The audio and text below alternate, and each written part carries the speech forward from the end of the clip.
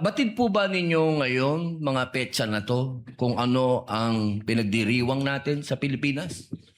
Magmula po 19 hanggang 30. Buwan ng wika daw po, sir. Bukod po sa buwan ng wika, National Heroes Day. National Heroes Day. Ito po ay hango sa ating mga bayani. Tama po ba? Opo. Opo.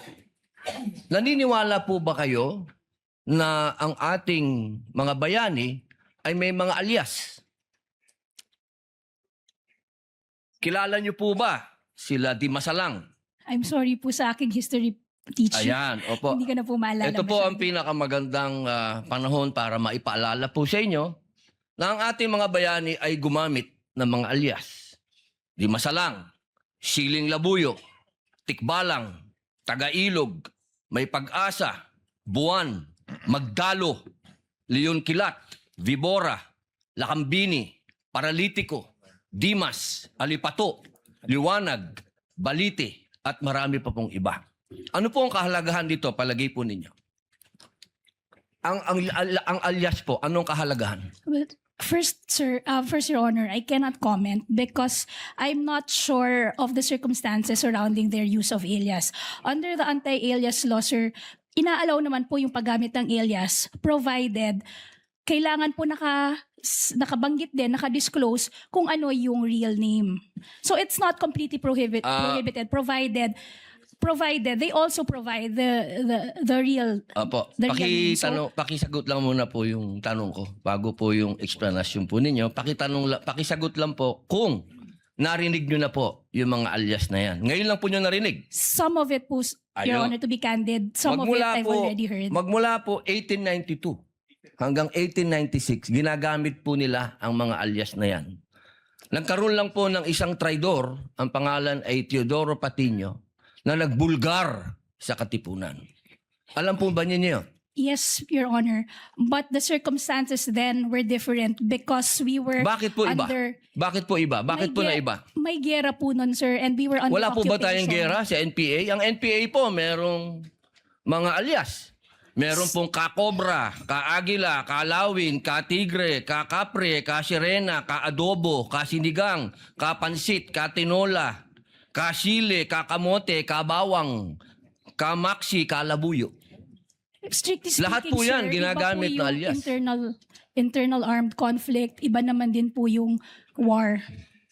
Bakit po na iba? Pareho po itong clear and present danger sa atin.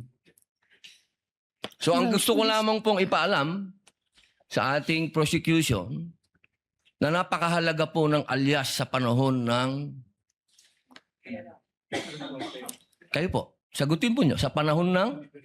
Gera, sir, Your Honor.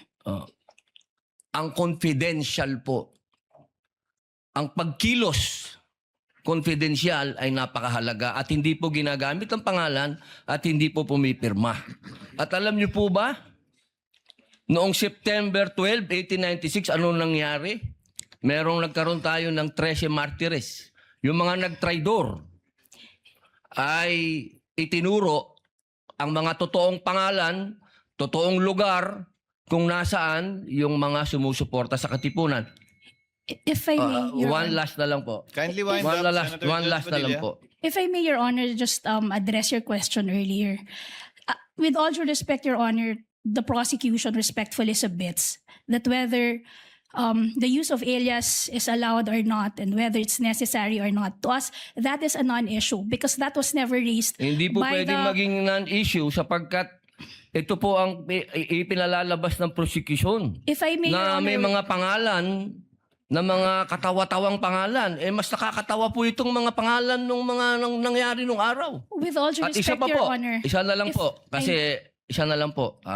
Kindly wind up, Ito na lang Judge po. Padilla. Kilala niyo po ba kung sino si Marcel Bonifacio? to be candid, Your Honor, Oh. I'm not Sino po? familiar. Si Benigno I'm sorry, Your Aquino Honor. Jr. Si Ninoy. Siya mismo may alias. Maraming salamat po. Your Honor, if I just may, Your Honor, just to set the record straight, because it was made to, with all due respect to the Senator Judge, Mr. it was... Presiding Judge, Allowed ba yun? I was about to make a ruling. Maraming salamat po. There was no question posed or poised. Attorney May. Let's proceed to the next senator judge who will interject. By the way, did you intentionally get rid of the platform? Yes, Your Honor, because we were not expecting that I'd be called again, Your Honor, to make way for the honorable chair of the Okay. panel of Understood. prosecutors, Your Honor. Understood. Senator Judge Aquino, Thank you're you. recognized for interjection. You may proceed, sir, when you're ready. You have 2 minutes. So bago po yung 2 minutes, Mr. Presiding Officer, tama po, si Ninoy Aquino po ang kanyang alias ay Marshall Bonifacio para makauwi po siya sa Pilipinas nung nasa Boston siya. Oho, pero wala naman ho siyang confidential funds na, wala ho siya sa mga AR na confidential funds. Lilinawin ko lang ho. Okay, pagdating ho sa prosecution, ang posisyon ng prosecution, yung mga pangalan ay totoong tao, di ba? Correct, no? You have not really mentioned aliases in any of your... Wala. Could you respond quickly? We have talked about aliases. Is the prosecution talking about aliases? That was never our point, Your Honor. In fact, the point of the prosecution is that that was never raised by the defense, either in their answer or in their pretrial brief, Your Honor. So to us, that should be a non-issue because even them, they never claimed that in any of their pleadings before this thank you. honorable court. Okay, klaklaruin ko lang ha. Ang siyang tao lang pong nagsabi na alias po sila, si Miss Gina Acosta in her testimony. Kanina po, sabi niyo rin na Mr. Ortonio na hindi siya alias or hindi niyo alam. But si Miss Gina Acosta in her testimony did admit that in her perspective, these are aliases. No, just for the record po. Okay.